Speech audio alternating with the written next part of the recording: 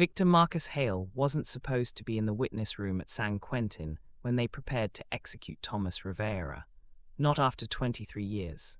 Not after the lie that built his empire and destroyed the only woman who ever knew his real name. But there he stood at 11:47 p.m., 73 minutes before a man would die for a crime that should have buried Marcus instead.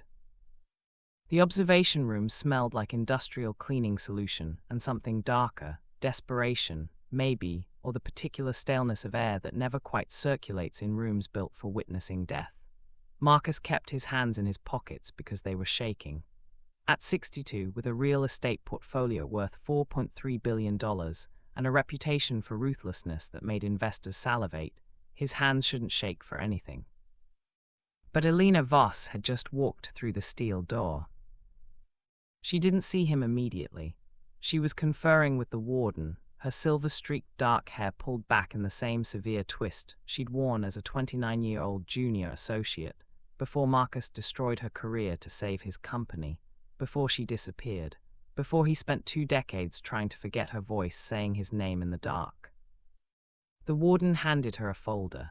Marcus watched her hands, still graceful, no wedding ring, accept it with the controlled precision of someone who'd learned not to reveal anything through gesture. Then she turned, and her eyes found him across 15 feet of government-grade linoleum. The world contracted to the space between them. "Stay with me," Marcus wanted to say. "Stay, because what happens next costs everything, and I need you to understand why I'm here. Can someone love the same person twice? Can they love them enough to burn down everything they built just to make it right?" Elena's face revealed nothing. 23 years as a defense attorney, most of them spent in the trenches of death penalty appeals after Marcus had her blacklisted from corporate law, had taught her to show only what she chose. But Marcus had once known every micro-expression, every tell. The slight tension in her jaw meant she was recalculating everything. "Mr. Hale," she said. Her voice had aged like good whiskey, richer, with an edge that could cut. "I wasn't informed you'd requested to witness." "I didn't request," Marcus said. "The condemned man did." That fractured her composure for half a second. "Thomas doesn't know you. He knows what I did to him." The warden cleared his throat. "Ms. Voss, you have 45 minutes before we proceed. The governor's office confirmed. No stay of execution without new evidence. Your clemency petition was reviewed and denied at 10 p.m. Elena's fingers tightened on the folder. "I'm meeting with my client one last time. There are," she paused, and Marcus knew she was choosing her words carefully, "inconsistencies in the timeline I need him to clarify." "Make it count," the warden said, not unkindly. "After midnight, there's a protocol we can't interrupt." She nodded, professional and composed, then turned to leave. At the door she stopped, didn't look back. "If you're here for your conscience, Marcus, you're 23 years late." The door closed behind her with a sound like a vault ceiling. 23 years earlier. The Bristol Towers project was going to change everything. Marcus had leveraged every asset, called in every favor, convinced investors that his vision for sustainable urban development would redefine San Francisco's skyline. At 39, he was hungry and brilliant, and drowning in debt that would either crown him or kill him. Elena Voss was the junior attorney his lead counsel had brought in to review environmental compliance. She'd walked into the conference room at 2 a.m., because that's when Marcus worked, when his partners had gone home and he could think, with a stack of reports and eyes that were too smart for her own good. "Your lead engineer is cutting corners on the foundation inspections," she'd said, no preamble. "The geological surveys don't match the load-bearing calculations. If you build on these specs, the North Tower could fail within 5 years." Marcus had looked up from his spreadsheets. "That's not possible. David Rivera is the best structural engineer on the West Coast. David Rivera is billing you for inspections he didn't complete. Look at the timestamps on these reports versus his location data." She'd spread the evidence across his desk like playing cards in a poker game she was already winning. He was in Sacramento on 3 of the 4 inspection dates. Someone else signed off on the work, someone who doesn't have his credentials or his attention to detail. Marcus had studied her then, the precision of her argument, the controlled passion in her voice, the way she stood like she expected to be dismissed but wouldn't leave until he heard her. "If you're right," he'd said slowly, "we're looking at a 6-month delay and $40 million in additional costs. The investors will pull out, the project dies. If I'm right and you ignore it, people die. Maybe not immediately, maybe in an earthquake, maybe in a decade when the building's fully occupied and the foundation finally gives way." She'd been right, of course. She was always right about the details other people missed. And Marcus had made a choice.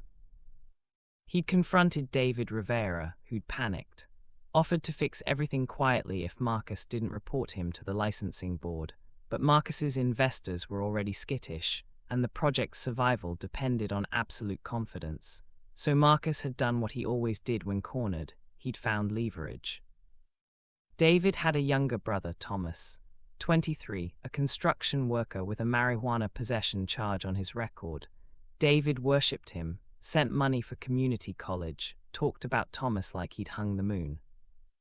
Marcus had made David an offer: resign quietly, claim health issues, and recommend a replacement engineer Marcus trusted.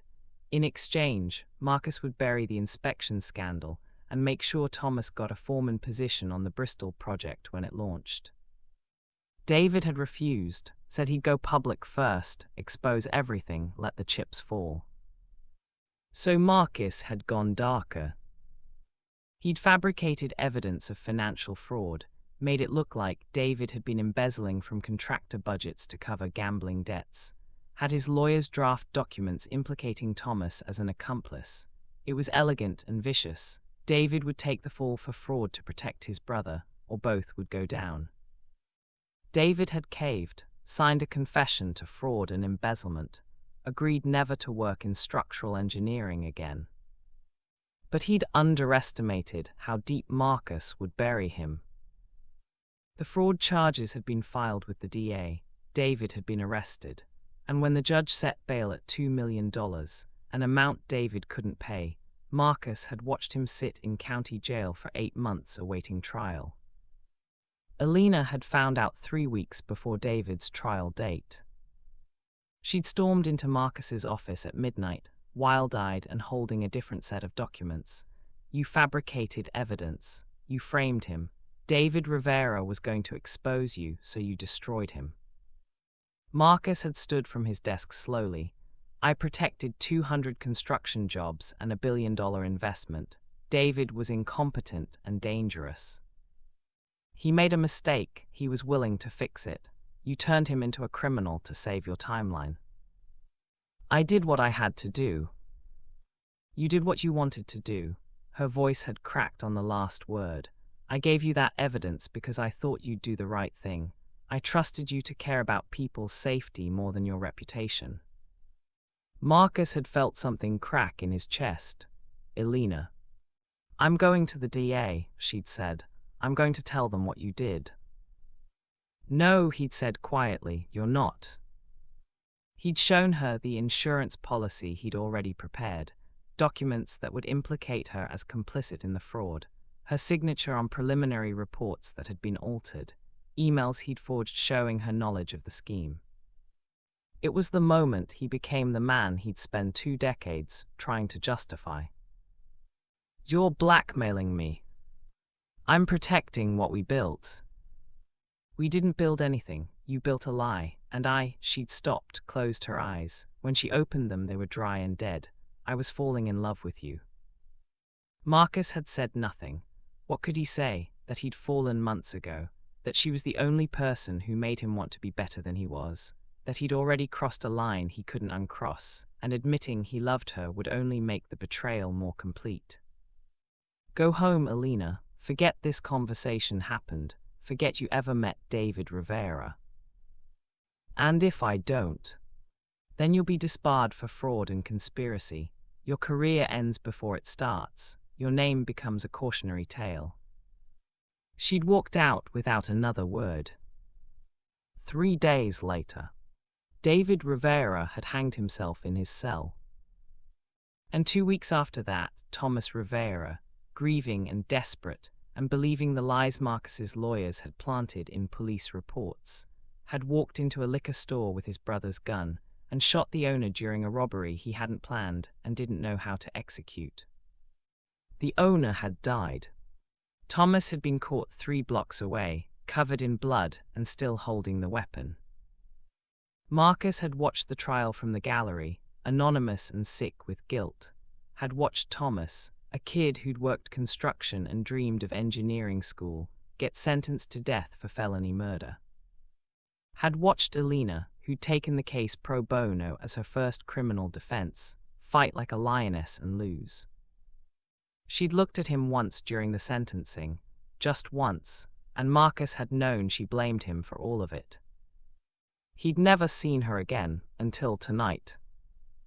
Marcus stood in the witness room, alone now except for a guard posted by the door, and tried to breathe through the weight on his chest. At 12:15 a.m., Elena returned. She looked older in the harsh fluorescent light, not weathered, but carved by time and purpose into something sharper. "He wants to see you," she said. Marcus blinked. "What?" "Thomas, he's requested that you be present for his final statement. The warden approved it." "Why would he?" "Because you're the reason he's here." Elena's voice was flat, professional. "He knows." The air left Marcus's lungs. "How?" "I told him 3 months ago when I found the evidence." "What evidence?" For the first time since entering the room, Elena smiled. It was terrible. The inspection reports you had forged, the emails you fabricated, the financial records you altered to frame David. A whistleblower from your legal team kept copies. He died last year and left them to a journalist. The journalist brought them to me. Marcus felt the floor tilt. "If you have proof I framed David, then Thomas's conviction is fruit of the poisonous tree. David's death, Thomas's grief-driven crime, all of it stems from a fraud you orchestrated. His trial attorney never knew about the framing because I was blacklisted and couldn't testify. But now," she held up the folder the warden had given her, "we can file for a stay based on newly discovered evidence of prosecutorial misconduct stemming from your corporate fraud." "Then why are we here? Why isn't he?" "Because the DA is fighting it, claims the evidence is circumstantial and Thomas committed murder regardless of his brother's situation. The governor reviewed it and denied clemency at 10 p.m. Elena's composure finally cracked. "We have 33 minutes before they kill him, Marcus, and the only way to stop it is if you confess, publicly, on record, tonight." The room spun. "If I confess to fraud and fabricating evidence, you'll be arrested, charged with fraud, obstruction of justice, possibly manslaughter in David's death. You'll lose everything. Your company, your reputation, your freedom."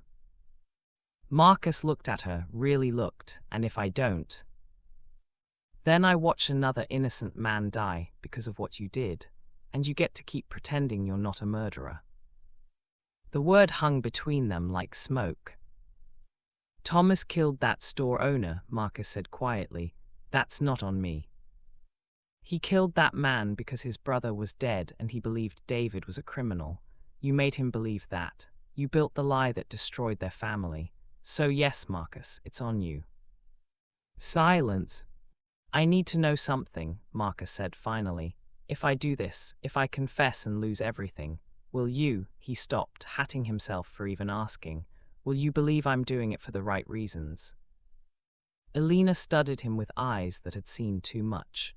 "I stopped caring about your reasons 23 years ago. I only care about outcomes now." "That's not true." "Excuse me. You wouldn't be here if you didn't still care. You'd have let Thomas die and used the evidence posthumously to destroy me, but you're giving me a chance to save him. Why?" Her jaw tightened. "Because I'm not like you. I don't use people's deaths to make points.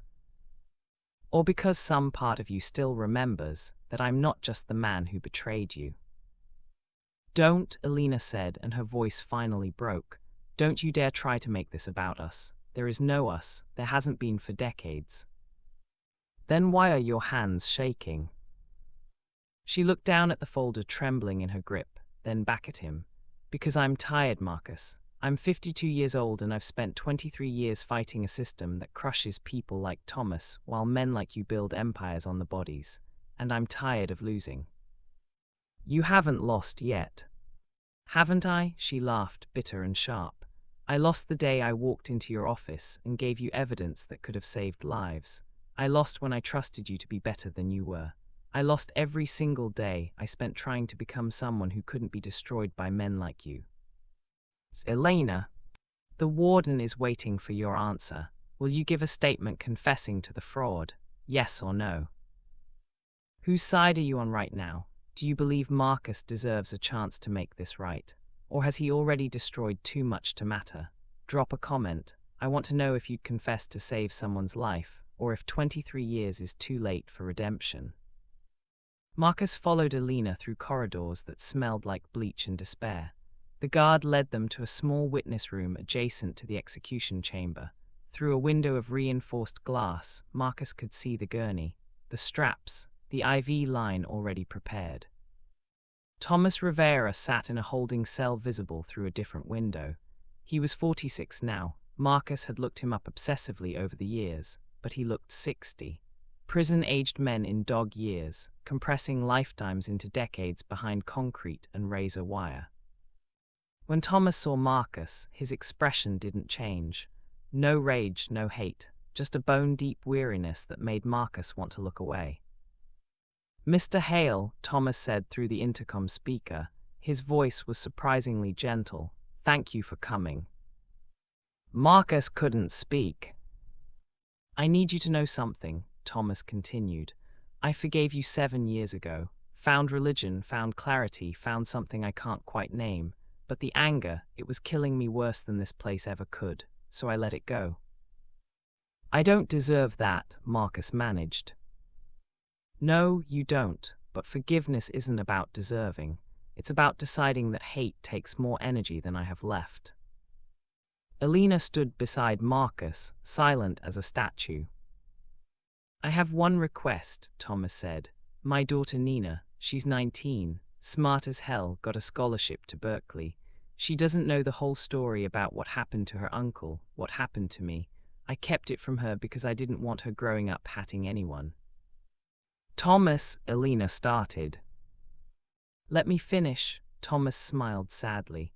She's going to find out now either way, when you use the evidence to fight this, or when they kill me and you release it afterward. She's going to learn her uncle was framed, and her father died for a crime that never should have happened. Marcus felt his throat close. I need you to tell her the truth yourself, face to face, take responsibility.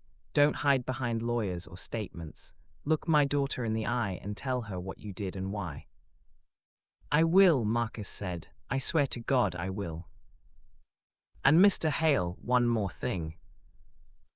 Anything. Stop punishing yourself by staying alone. Elena told me you never married, never had kids, built an empire but never built a life. Thomas's eyes were clear and sad. That's not penance, that's just waste. If you're going to confess tonight and lose everything, make sure you actually live whatever comes after. The warden's voice crackled through the speaker. 5 minutes, Ms. Voss. Elena pulled out a recording device, set it on the table between them and the glass. If you're going to do this, Marcus, you need to do it now. Full confession, every detail, on record. Marcus looked at the device, at Elena, at Thomas, who sat calmly waiting for death or salvation. If I do this, Marcus said slowly, I need something in return. Elena's eyes flashed. You're negotiating, now. Not negotiating, asking. He turned to face her fully. I need to know what happened to you after you left. I need to know if you, he stopped, started again. I need to know if there's anything left worth saving between us. Not now, not today, but someday. You have no right. I know, but I'm asking anyway. Elena stared at him for 10 seconds that felt like years. Then quietly, I was pregnant when I left, with your child. The world stopped. What? I found out 2 weeks after David died. I was going to tell you the day you showed me the fabricated evidence. Instead, I left, moved to Portland, had a daughter. Elena's voice was steady, but her eyes were drowning. I gave her up for adoption because I couldn't look at her without seeing you, without remembering that the man I'd loved was a lie. Marcus couldn't breathe, couldn't think. We have a daughter. Had I terminated my parental rights, she was adopted by a good family. I've never met her. Elena, don't you dare make this about your feelings. I'm telling you because if you're going to confess and go to prison, you deserve to know what else you destroyed. You didn't just take my career.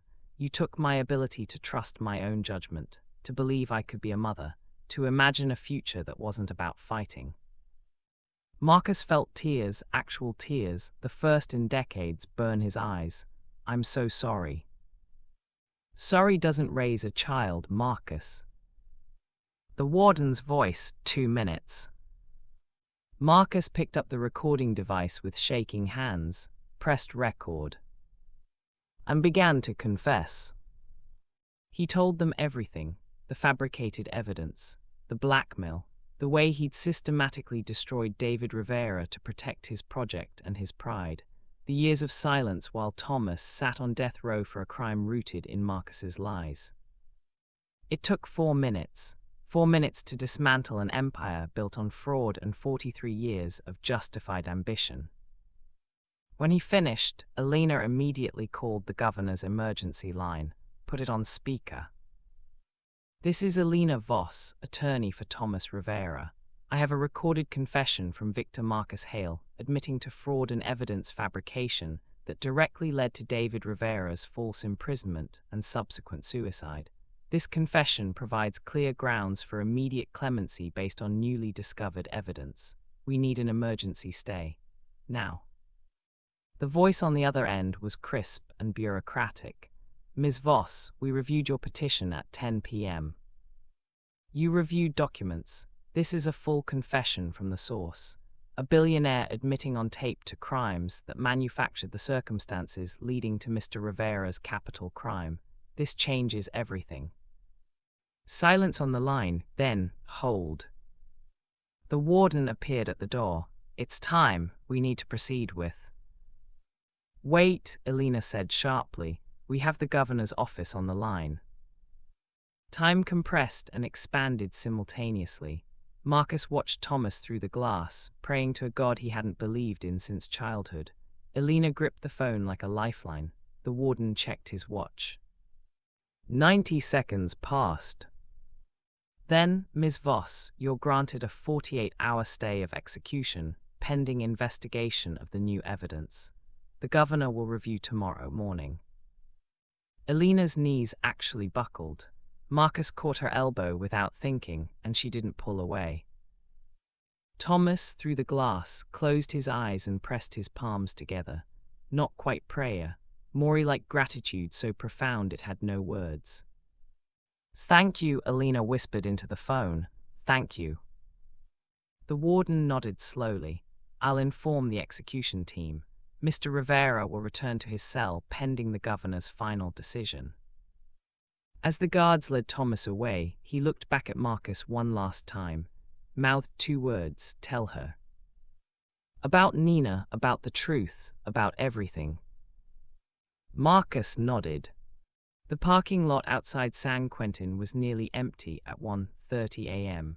Marcus stood by his car, a Tesla he suddenly felt absurd for owning, and watched Elena walk toward her battered Honda Civic with the dented passenger door. Elena, he called. She stopped but didn't turn around. I meant what I said. I'll tell Nina everything. I'll take full responsibility. I know you will, because if you don't, I'll make sure every prosecutor in California knows you lied during a death penalty appeal. That's not why I'll do it. Now she turned, then why? Because it's what I should have done 23 years ago, and because Thomas was right. I've spent 2 decades punishing myself by staying alone, but punishment isn't the same as making amends. Elena walked back toward him slowly, stopped 3 feet away, close enough to see the lines around her eyes, the grey threading through her hair, the weariness that came from fighting too long with too little support. "I need to know something," she said.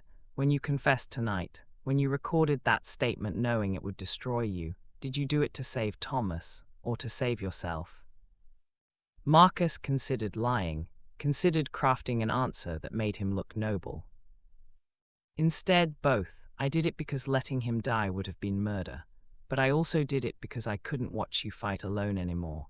Because some selfish part of me thought maybe, if I finally did the right thing, you'd remember that I was capable of it." "That's honest, at least." "Honesty is all I have left." Elena studied him in the sodium vapor light of the parking lot. "The DA will come for you, probably within 48 hours. You'll be arrested, charged, prosecuted. Your company will collapse, your reputation will be destroyed. You'll likely serve time." "I know. And you're okay with that." "I'm not okay with anything, but I'm done running from it." A pause, then so quietly he almost missed it. "Our daughter's name is Sarah. Sarah Monroe. She's 23. She's a research scientist in Boston. Biochemistry. Never married." Marcus felt his chest crack open. "How do you know?" "I hired a private investigator 5 years ago, just to make sure she was okay, that she had a good life." Elena's voice wavered. "She does. She's brilliant and kind and nothing like me. Nothing like you. She's better than both of us." "Does she know about us?" "No, her adoptive parents gave her a closed adoption story. As far as she knows, her birth mother was a teenager who couldn't raise a child." Marcus swallowed hard. "Do you ever want to meet her?" "Every single day, but I gave up that right when I signed the papers." Elena looked up at the sky, no stars visible through the Bay Area light pollution. "I tell myself it's enough to know she exists, that she's happy, that I didn't completely destroy the one good thing I ever created." "You didn't destroy her, you gave her a chance." "Or I was a coward who couldn't face her own choices." "Elena." "Don't," she held up a hand. "Don't try to absolve me. You don't get to do that. You don't get to be my confessor just because you finally confessed." They stood in silence, two people who'd loved each other badly and lost each other worse. Finally, Elena said, "When they arrest you, when this goes to trial, I can't represent you. Conflict of interest, and I can't be in a courtroom watching you fall apart." "I wouldn't ask you to. But I'll come to the sentencing, I'll be there." Marcus looked at her. "Why?" "Because you saved Thomas tonight, and because," she stopped, recalibrated, "because 23 years ago I loved a man who I thought could change the world. He broke my heart and destroyed my life, but tonight I saw something that looked like the person I thought he was, and I need to know if that person is real or if it's just guilt masquerading as growth." "What if I don't know the answer?" "Then we're both still figuring it out." Drop a heart in the comments if you've ever forgiven someone who didn't deserve it, or type the word believe if you think people can really change. I want to know if you're still with me, because this story doesn't get easier. 6 weeks later, Marcus surrendered to federal custody on a Tuesday morning in November. The charges were extensive: fraud, obstruction of justice, evidence tampering, conspiracy. The DA had built an airtight case using Marcus's own confession and the whistleblower's documents. His company's board had forced him out immediately. His investors had fled. His assets were frozen pending restitution hearings. The empire he'd built for 43 years evaporated in 6 weeks. He'd expected to feel destroyed. Instead, he felt strangely light. The preliminary hearing was held in a federal courthouse in Oakland. Marcus sat at the defense table in a suit he'd owned for a decade, before the custom tailoring, before the Italian wool, when he was still hungry and building instead of protecting. Elena sat in the gallery, 3rd row back. Their eyes met once. She didn't smile, but she nodded. Acknowledgement, maybe, or just recognition that they were both here, both surviving. The prosecution's case was devastating and clean. They called witnesses who testified to Marcus's ruthlessness, his calculated manipulation, the systematic way he'd destroyed David Rivera. They entered the confession tape into evidence, played it for the courtroom. Marcus listened to his own voice admitting to crimes he'd hidden for decades, and felt something almost like peace. During recess, his attorney, a public defender named Margaret Chen, who was brilliant and broke, and reminded Marcus of Elena 23 years ago, pulled him aside. "The prosecution is offering a deal," she said. "Plead guilty to fraud and obstruction. They'll drop the conspiracy charges. Recommendation for 8 years, eligible for parole in 5. What's the alternative?" "Trial. If you lose, you're looking at 15 to 20. If you win," she paused, "you won't win." Marcus looked across the courtroom to where Elena sat reviewing notes for Thomas's upcoming clemency hearing. The governor had granted a full stay pending an evidentiary hearing on Marcus's confession. Thomas would testify. Elena would argue. Justice might actually happen. "Counteroffer," Marcus said. "I plead guilty to everything, all charges, no deal, and I make a full allocution where I explain exactly what I did and why, put it on record, let Thomas's attorneys use it for his appeal." Margaret blinked. That's not a negotiation, that's sentencing suicide." "No, it's taking responsibility." "Marcus, if you plead to all charges without a deal, the judge could give you the maximum. 25 years, you're 62, you'll die in prison." "Then I die in prison." He met her eyes. "But I do it after telling the truth, after making sure Thomas walks free, after trying to give back even a fraction of what I took." Margaret studied him for a long moment. "You're sure?" "I've never been more sure of anything." The sentencing hearing happened 3 weeks later. The courtroom was packed: journalists, legal observers, victims' rights advocates, and in the front row, Nina Rivera, Thomas's daughter. She was beautiful and furious, with her father's gentle eyes and her uncle's sharp intelligence. When Marcus entered, she stared at him with an intensity that could have melted steel. The judge, a stern woman in her 60s named Catherine Yun, reviewed the case with meticulous care. Then she called Marcus to make his statement. He stood, walked to the podium, looked directly at Nina. "My name is Victor Marcus Hale," he began, "and 23 years ago I destroyed your family." He told her everything: the inspection fraud, the fabricated evidence, the blackmail, David's death, Thomas's crime rooted in grief and lies Marcus had planted. "I can't give you back your uncle," Marcus said, his voice cracking. "I can't undo your father's decades in prison. I can't return the childhood you lost visiting him behind glass, but I can tell you the truth. I can make sure the record shows that your father is innocent of the circumstances that led to his crime, and I can spend whatever time I have left trying to be someone who deserves to speak your family's names." Nina said nothing, just stared with eyes that held judgment Marcus would never escape. Judge Yun sentenced him to 18 years in federal prison. No possibility of parole before 12. Marcus accepted the sentence without flinching. As the marshals led him away, he looked back at the gallery one last time. Elena sat in the same seat, watching him with an expression he couldn't read. Not quite forgiveness, not quite closure, something suspended between ending and beginning. He mouthed 2 words, "Thank you." She closed her eyes. 1 year later. FCI Lompoc wasn't the worst federal prison in California, but it wasn't soft either. Marcus worked in the library, taught basic literacy to inmates who'd never finished high school, and tried to become someone who took up less space in the world. Elena visited once. 6 months into his sentence, she appeared during visiting hours with a manila folder and an expression that was carefully, deliberately neutral. They sat across from each other at a metal table, in a room full of other fractured families, trying to maintain connection through plexiglass and time limits. "Thomas was released," she said without preamble. "Full exoneration. The governor issued a formal apology. He's home with Nina. Marcus felt tears prick his eyes. Good, that's good. He asked me to tell you something. Elena pulled out a letter, slid it across the table. He wanted you to have this. Marcus opened it with shaking hands. Mr. Hale. I'm free. Elena fought for 3 months and won. I walked out of San Quentin 2 weeks ago and held my daughter for the first time in 23 years without bars between us.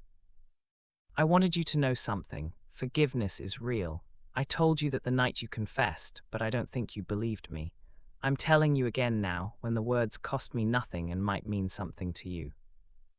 You destroyed my family. You killed my brother. You took decades of my life. But you also saved my life, and you told my daughter the truth when you could have hidden behind lawyers and plea deals. I'm not asking you to forgive yourself. That's not my place. But I'm asking you to stop punishing yourself by pretending you're irredeemable. You did something terrible. You're paying for it. Now do better. Live, Marcus. Actually live. Because my brother didn't get to, and I lost 23 years, and the worst thing you could do now is waste whatever time you have left on self-flagellation instead of growth. Thomas Rivera. Marcus read it twice, then looked up at Elena through blurred vision. He's a better man than I deserve. Yes, he is. They sat in silence. Finally, Marcus said, Why did you come? You don't owe me anything. Elena folded her hands on the table. I came because I need to tell you something, and because I'm tired of carrying it alone. Okay. I found Sarah, our daughter. I didn't contact her. I promised myself I wouldn't interfere in her life, but I found her and she's... Elena's voice cracked. She's extraordinary, Marcus. She's working on cancer research at MIT. She's engaged. She's building a life that has nothing to do with us and everything to do with who she chose to become. That's good, Marcus said softly. That's what we wanted. Is it? Elena looked at him directly. Or did we just tell ourselves that because we were too broken to imagine anything else? I don't know. I've been in therapy for 6 months, Elena continued, trying to figure out how to forgive myself for giving her up, trying to understand if I made the right choice or just the easiest one. She paused. My therapist asked me what I would tell Sarah if I ever met her, what I'd want her to know about her parents. What did you say? That I loved her father, that he was brilliant and ambitious and capable of great things, that he made a terrible choice that destroyed people, that I enabled it by staying silent out of fear, that we were both too broken to be what she needed. Elena's eyes were wet, and that giving her up was the one unselfish thing I ever did, even if it broke me. Marcus reached across the table, slowly, giving her time to pull away, and covered her hand with his. She didn't pull away. I need to tell you something else, Elena said, her voice barely above a whisper. Something I've never told anyone. Okay. When I gave Sarah up for adoption, the agency asked me to write a letter, something she could read when she turned 18 if she ever wanted to find me. I wrote it, sealed it, left it with them. Marcus waited. In that letter I told her about you, not your name, but I told her that her father was brilliant and flawed and that I'd loved him more than I knew how to survive. I told her that we destroyed each other not because we didn't love enough, but because we loved badly, without wisdom, without mercy. Has she read it? I don't know. The agency doesn't tell birth parents unless the child initiates contact. She's 24 now. She could have read it years ago, or never. Elena looked down at their hands. But I've been thinking about that letter a lot, about what it means to love someone badly, to love them enough to break yourself but not enough to save them. Elena, let me finish. She took a shaky breath. I told myself for 23 years that I hated you, that what you did was unforgivable, and it is. But lately I've been wondering if maybe hatred is just love that doesn't know where else to go. The visiting room noise faded to white noise. Marcus felt something shift in his chest, not quite hope, but not quite resignation either. When you get out of here, Elena said slowly, carefully, and you will eventually get out, even if it takes 12 years, what do you want your life to look like? Marcus had thought about this question every night for the past year. I want to meet Nina, apologize directly, set up a fund for her education, her future, whatever she needs. I want to work with wrongful conviction organizations, use whatever credibility a convicted felon can have to help people like Thomas. That's your penance list. I asked what you want. He met her eyes. I want to know if there's any universe where you and I could learn to be in the same room without destruction. Not romance, not redemption, just coexistence. Maybe friendship if that's not insane. That's insane, Elena said, but she was almost smiling. You destroyed my career, blackmailed me. Cost me my daughter. I know. You're the reason I've spent 2 decades defending people on death row instead of building the life I planned. I know. And you're asking if we can be friends. I'm asking if there's any part of you that remembers who I was before I became this, and if that person is worth anything. Elena was quiet for a long time. Then, I remember the man who worked until 3 a.m. because he believed buildings could change communities, who learned Spanish so he could talk directly to the construction crews, who cried when we drove past homeless encampments because he couldn't fix everything at once. That man made a choice that killed someone. Yes, he did, and he's spending 18 years paying for it. She squeezed his hand once, then let go. But maybe that's not the only thing he is. The guard called 5-minute warning. I can't promise you anything, Elena said, standing. I can't promise I'll visit again. I can't promise I'll ever forgive you completely. And I absolutely can't promise there's any kind of future between us. I'm not asking for promises. Then what are you asking for? Marcus stood to face her. Permission to write you letters. Just letters, you don't have to respond, but I want to tell you about what I'm learning in here, about the men I'm meeting, about who I'm trying to become, and maybe in 10 years or 12 when I get out, maybe we can have coffee, once, and you can decide if any of it mattered. Elena studied him with those devastating eyes that had seen too much. You want to write me letters for 12 years with no guarantee I'll read them or respond. Yes. That's the most masochistic thing I've ever heard. Probably. She picked up her bag, turned to leave. At the door she paused, didn't look back. I'll read them, she said quietly. I won't promise to write back, but I'll read them. Then she was gone. Here's the question I need you to answer honestly. If someone destroyed your life, but then spent years genuinely trying to make amends, could you forgive them? Would you even want to? Drop forgive if yes, never if no, because what comes next depends on what you believe about redemption. 11 years later. Marcus was released from FCI Lompoc on a Wednesday morning in March. He was 73 years old, with grey hair and a limp from a prison yard accident 3 years prior. He walked out with $200 in gate money, a duffel bag of belongings, and 347 letters he'd written to Elena over 11 years. She'd written back 17 times. The first letter had come 6 months into his sentence. I read your letters. I don't know what to say to them yet, but I'm reading them. E. The second came 2 years later. You were right about Thomas. He's thriving. He's speaking at law schools about wrongful convictions. Nina finished her PhD. She's teaching engineering at Stanford. They're good people despite everything you took from them. E. The others had been sparse but increasingly personal. Small details about cases she was working on, a mention of therapy, a question about whether he really believed people could change or if he was just performing repentance. Marcus had answered every question honestly, even when the truth made him look worse. The last letter had arrived 3 months before his release. I've been thinking about coffee. When you get out, if you still want to. E. Now he stood outside the prison gates with a bus ticket to San Francisco and her address in his pocket, wondering if 11 years of letters meant anything, or if she'd been humoring a guilty man to ease her own conscience. His parole officer had set him up with a halfway house in Oakland and a job washing dishes at a diner. It was an Empire building. but it was honest work with people who didn't care about his past. He waited 2 weeks before calling her. She answered on the third ring, Marcus. Just his name, not a question, not a greeting, an acknowledgement.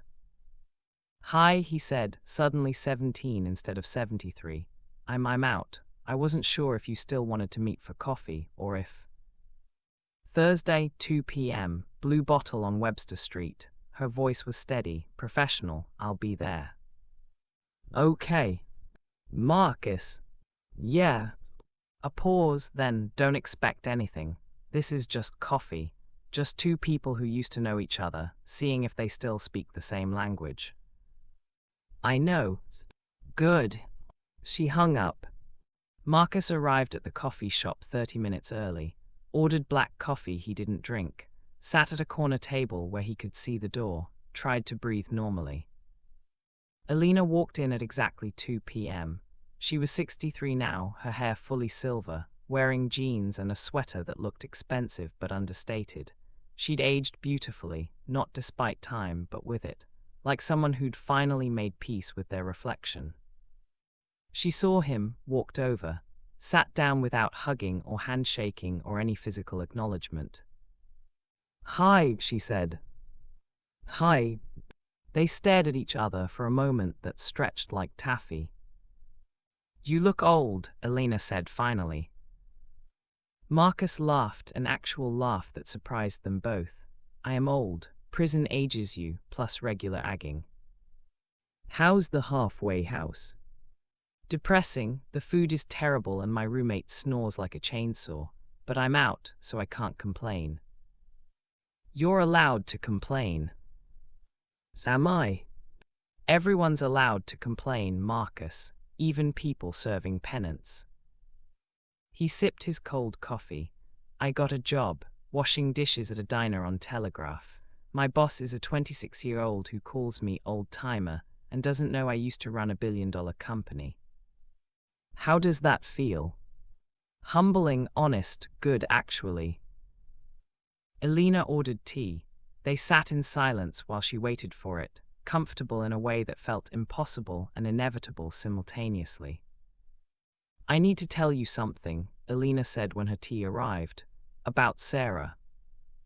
Marcus's heart stopped. Is she okay? She's fine. She contacted me 2 years ago. She'd read the letter I left with the adoption agency. She wanted to meet. Oh my God. We've been having coffee once a month, getting to know each other. She's engaged to a woman named Rachel. They're talking about kids. She's happy, Marcus. She has a good life. Did you tell her about me? Yes, 3 months ago. She'd been asking questions about her biological father. I told her the truth, everything. Marcus felt the world tilt, and she's angry, she's hurt. She thinks I made the wrong choice giving her up. She thinks you made monstrous choices that destroyed people. Elena took a sip of tea, but she also said she wants to meet you, eventually, when she's ready. Why? Because she's a scientist, and scientists want complete data. She wants to understand where she came from, who made her, even if those people are broken. Marcus felt tears burn his eyes. I don't deserve to meet her. No, you probably don't, but she deserves to decide that for herself. They sat with that truth between them. I've been thinking about your letters, Elena said after a while. The one you wrote in year 7, about the inmate who died from inadequate medical care. You organized a protest, got yourself thrown in solitary for 30 days. That was stupid, didn't change anything. It changed you. That's the letter where I realized you'd stopped performing growth and started actually growing. Marcus looked at her. What's the difference? Performance is about the audience. Growth is about the mirror. She met his eyes. You stopped writing to convince me you changed. You started writing because you needed to process who you were becoming. There's a difference. Did it matter, the growths? To Thomas, yes. He told me last year that your letters to him, the ones you sent through me, helped him adjust to freedom. He said you understood what it meant to lose everything and have to build a self from scratch. I owe him so much more than letters. You owe him a lifetime of amends, but letters are a start. Maury silence, this one easier. Can I ask you something? Marcus said finally. Maybe. The letters I sent you, the 17 you wrote back, did they mean anything, or was it just closure? Elena considered this for a long time. Do you remember the letter you sent in year 9, the one about the library? The literacy program. Yes, you wrote about teaching a 50-year-old man to read for the first time, about watching him cry when he finished his first book. You said, I spent 40 years building monuments to my ego. This man reading Green Eggs and Ham might be the only good thing I ever constructed. Marcus nodded. That letter made me cry for 3 hours, Elena said quietly, because that's when I realized you weren't the man who destroyed me anymore. You'd become someone else, someone I didn't know, someone I might want to know. Might. I'm still deciding. That's fair. Elena smiled, small and sad and real. I don't love you. Marcus, I need you to know that. I don't love who you were and I don't love who you are now, but I don't hate you anymore either, and maybe that's progress. It is. But I liked reading your letters. I liked knowing someone was out there becoming better.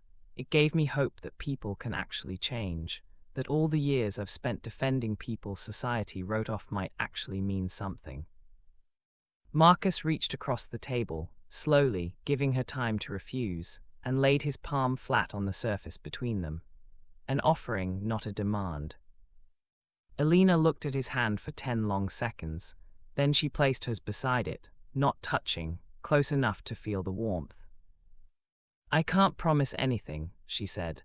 I can't promise this becomes friendship or forgiveness or anything more than 2 broken people having coffee once a month, but I can promise I'll keep reading, if you keep writing. I'll keep writing. Even though I might never love you again. Even though. Why? Marcus thought about Thomas's letter, about living instead of punishing, about Sarah, who existed because of love that ended badly but started real. Because some things are worth doing even when they cost everything. I learned that from you, 34 years ago, when you brought me evidence that could have ended your career because you believed it was right. He looked at her directly. You taught me that integrity matters more than outcomes. It just took me 3 decades and a prison sentence to actually learn it. Elena's eyes were wet. That might be the first completely honest thing you've ever said to me. Then maybe we're making progress. They sat for another hour, talked about small things, books they'd read, places they'd lived, the strange adjustment of being old in a world that worshipped youth. They didn't talk about the past except in glancing references. They didn't plan the future. When they finally stood to leave, Elena said, same time next month. I'll be here. Marcus. Yeah. Thank you for confessing that night, for saving Thomas, for becoming someone who writes honest letters. She paused. It doesn't undo the damage, but it matters. Does it matter enough? I don't know yet. Ask me in another 11 years. If this story feels like something you needed to hear tonight, if it reminded you that people are more than their worst choices, subscribe, because I tell stories like this every week. Stories about love that costs something, about people who mess up and try to make it right, about second chances that don't promise happy endings, just honest ones. This is your late night storytelling circle. Stay a while. 5 years later. Marcus was 78. He'd been out of prison for 5 years, worked his way up from dishwasher to assistant manager at the diner, and met with Elena for coffee every month without fail. They'd become something like friends. Not the friendship of youth, no inside jokes or casual intimacy, but the careful friendship of people who'd hurt each other badly and were learning to coexist in the same life. Thomas visited occasionally. He'd written a book about his experience, become an advocate for criminal justice reform. He and Marcus had a wary respect built on honesty and boundaries. Nina had met with Marcus twice. Both meetings were brief and painful. She'd asked questions he answered truthfully, then left when the answers became too much. But she kept his number, said maybe they'd talk again someday. And Sarah, their daughter, had agreed to meet him once. Elena had arranged it, a coffee shop in Cambridge, near MIT where Sarah was teaching. Marcus had flown across the country with shaking hands and a letter he'd written and rewritten 40 times. Sarah was stunning. She had Elena's intelligence and his height, and something entirely her own, a clarity that made Marcus feel both proud and unworthy simultaneously.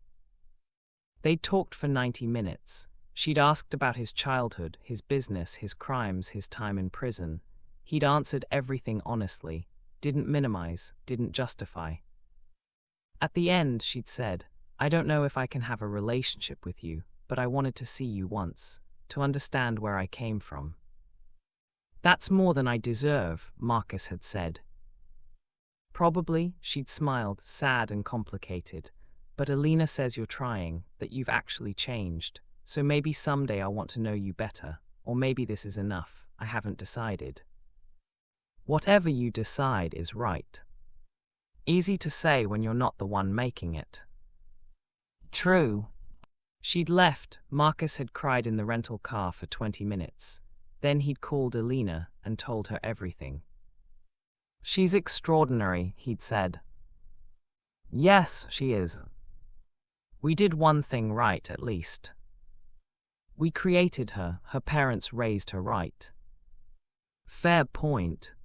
Now, 5 years after his release, Marcus sat across from Elena in their usual coffee shop and said, "I need to tell you something." She looked up from her tea. "Okay. I'm sick, cancer, stage 4. They're giving me maybe a year, 18 months if the treatment works." Elena's face went carefully blank. "When did you find out?" 2 weeks ago. "Why didn't you call me?" "Because I needed to decide how I felt about it first, and because I didn't want you to feel obligated to anything." She set down her tea very precisely. "We've been having coffee once a month for 5 years. We're friends, Marcus. Complicated, damaged friends with a terrible history, but friends. You don't get to make decisions about whether I'm obligated to care. I'm not asking you to care. I'm just telling you so you know, so you can decide how you want to handle it. Handle it like you're a problem to be managed." "Aren't I?" Elena looked at him with something between anger and affection.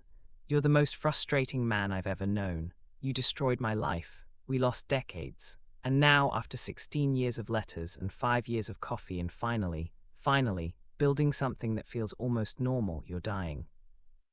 "I'm sorry." "Don't apologize for cancer, you idiot." They sat in painful silence. "What do you need?" Elena asked finally. "Nothing, I'm not asking for anything."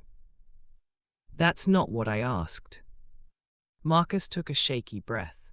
If it's not too much, I'd like to keep having coffee. As long as I can. I don't want to burden you with end-of-life care or anything like that, but I'd like to keep talking, keep being friends, until I can't anymore." "Obviously," Elena said. "What else?" "That's it." "Bullshit, what else?" He looked at her. "I'd like to tell you just once that I loved you, that I've loved you for 34 years even when I didn't deserve to, that you're the best thing that ever happened to me and the biggest regret of my life. I'd like to say that once so you know, and then we can go back to being complicated friends who don't talk about it." Elena's eyes filled. "Marcus, you don't have to say anything back. I know you don't love me. I know that ships sailed and sank decades ago, but I'm dying and I'm old and I'm tired of not saying true things." She was quiet for a long time.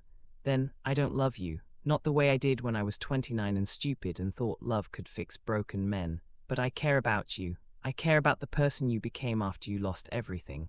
I care that you're dying, and her voice broke. I'm sad that we wasted so much time." "We didn't waste it. We spent it becoming people who could sit here honestly." "That's a generous interpretation." It's the only one I have left. Elena reached across the table and took his hand.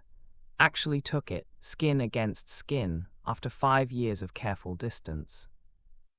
I'll be here, she said, however long you have, every month, every week if you need, not because I love you, but because you mattered, you matter, even after everything. Marcus squeezed her hand. Thank you. And Marcus? Yeah. I forgive you. I don't know if I ever said that out loud, but I forgive you for the blackmail, for David, for all of it. You paid enough. He felt something break open in his chest, not quite joy, not quite relief, something quieter and more permanent, peace maybe, or just acceptance. They sat holding hands in a coffee shop in Oakland, two old people who'd loved each other badly and learned to be kind. It wasn't redemption, it wasn't a happy ending. But it was real. Epilogue 10 months later. Marcus died on a Tuesday afternoon in January. Hospice care in the halfway house, surrounded by 3 people. His parole officer, who'd become unexpectedly fond of him, Thomas Rivera, who drove from San Jose to say goodbye, and Elena. She held his hand at the end, read him parts of the letters he'd sent her over 16 years, told him Sarah was pregnant, that their grandchild would be born in March, and Sarah had said Marcus could meet them if he lived long enough. He hadn't, but he'd smiled when Elena told him. His last words were, tell Sarah I'm sorry I didn't get to know her. Tell her she's proof that broken people can still make something beautiful. Elena promised. After he died, she sat with his body for 20 minutes before calling the hospice nurse. Thought about the man he'd been at 39, brilliant and ruthless and capable of terrible things. The man he'd been at 62, guilty and desperate and finally honest. The man he'd been at 78, humble and dying and strangely at peace. She couldn't forgive all of it, some damage was too deep. But she could hold his hand at the end. She could witness his death the way he'd witnessed Thomas's knee execution 16 years ago. She could close the circle. That night she wrote one final letter, not to Marcus, he was gone, but to Sarah. Your biological father died today. I was with him. He asked me to tell you he was sorry he didn't get to know you, and that you're proof broken people can still make something beautiful. I don't know if that means anything to you. Maybe it doesn't. Maybe he doesn't get to claim credit for your existence when he wasn't there for your life. But I wanted you to know he tried at the end to be better than he was, and that trying mattered to someone. It mattered to me. Love, Elena. She sealed the letter, mailed it, went home to her quiet apartment and poured a glass of wine she didn't drink. 43 years ago, she'd walked into a conference room and met a man who would destroy her life and give her a daughter and teach her that love without wisdom was just wreckage waiting to happen. She'd spent decades hatting him, years forgiving him, months mourning him. Now she sat alone in the dark and thought about second chances that came too late, and love that aged instead of fading, and the strange mercy of getting to say goodbye. It wasn't the ending she'd imagined at 29. But it was the ending that happened. And somehow, after everything, that felt like enough. He wasn't supposed to recognize her, not after 20 years, not after the lie that ruined them both. But he had, and she'd let him. And they'd spent 16 years learning that redemption doesn't erase damage, it just gives you something honest to do with the wreckage. Type one word in the comments, the feeling you're left with. I want to know what this story stirred in you. And if you're still here, if you stayed for 45 minutes to hear about love that cost everything, thank you for listening, for staying, for believing people are more than their worst moments. This is your late night storytelling circle.